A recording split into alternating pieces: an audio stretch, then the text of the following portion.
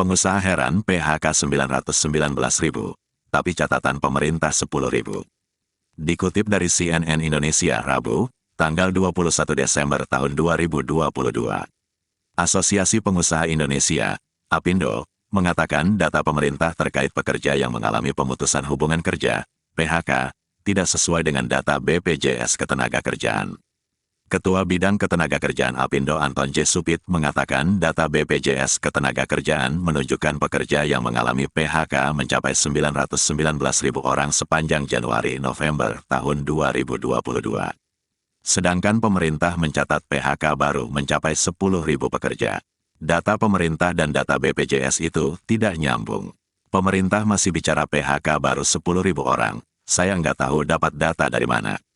Tapi BPJS mengeluarkan data dari Januari-November tahun 2022 sudah 919.000 orang, ujarnya dalam Outlook Ekonomi dan Bisnis APindo 2023, Rabu, tanggal 21 Desember tahun 2022. Anton menjelaskan data PHK mencapai 919.000 orang milik BPJS Ketenagakerjaan dilihat dari pekerja yang mencairkan jaminan hari tua, JHT, dengan alasan PHK. Sedangkan total pekerja yang mencairkan dana JHT secara keseluruhan mencapai 2,7 juta orang dengan berbagai alasan. Anton mengatakan data PHK tersebut adalah yang paling minimal karena tidak semua pekerja yang terkena PHK mencairkan dana JHT. Ada juga pekerja terkena PHK yang tidak menjadi peserta BPJS Ketenagakerjaan. Melihat data tersebut, Anton meminta pemerintah untuk bersinergi dengan berbagai pihak untuk tidak mengabaikan gelombang PHK. Ia pun membantah bahwa isu PHK sengaja didengungkan karena penetapan UMP 2023. Kita bawa masalah ini, PHK, ke pemerintah jauh sebelum penentuan UMP 2023, ujar Anton. Kutip data BPJS, pengusaha sebut 800.000 pekerja kena PHK per Oktober. Dikutip dari CNN Indonesia, Selasa, tanggal 20 Desember tahun 2022. Wakil Ketua Umum Kamar Dagang Indonesia, Kadin, Sinta W. Kamdani menyebut 800.000 pekerja di industri padat karya kena pemutusan hubungan kerja, PHK, berdasarkan data BPJS Ketenagakerjaan per Oktober tahun 2022. Menurutnya, penyebab PHK massal ini adalah penurunan permintaan ekspor yang terjadi di industri padat karya.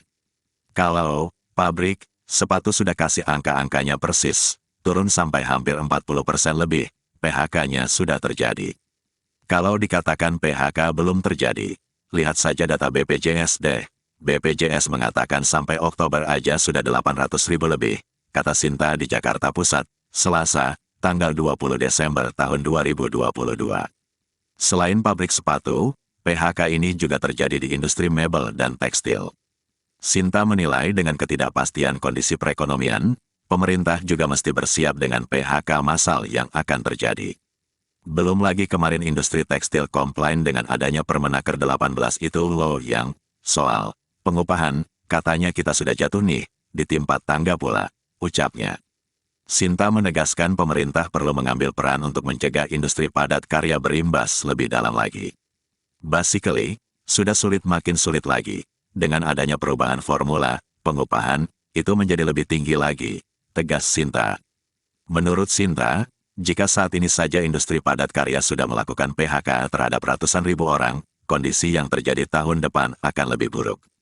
Proyeksi itu berdasarkan hasil survei terkait penurunan permintaan yang dialami pabrik sepatu tahun depan.